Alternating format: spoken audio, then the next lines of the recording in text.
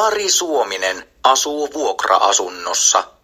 Hän soittaa Anneli Wigrenille. Anneli omistaa asunnon. Täällä on Kari Suominen. Päivää.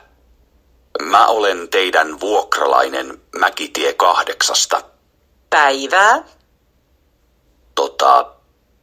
Mulla on pieni ongelma.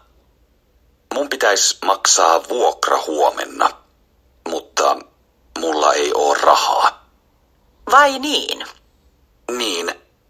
Katsokaas, kun mulla ei oo enää töitä. Mä oon nyt työtön. Jaha. Mutta milloin sitten saatte rahaa? Ette te voi asua asunnossa, jos ette maksa vuokraa. Niin, tietysti. Mutta voisinks mä maksaa vasta kesäkuussa? Silloin mulla on rahaa, koska mun uusi työ alkaa perjantaina. Hetkinen, minä mietin. Tehdäänkö nyt kompromissi? Te maksatte huomenna 200 euroa ja sitten loput 300 euroa kesäkuussa. Okei, sopii. Kiitos paljon. Selvä. Kuulemiin.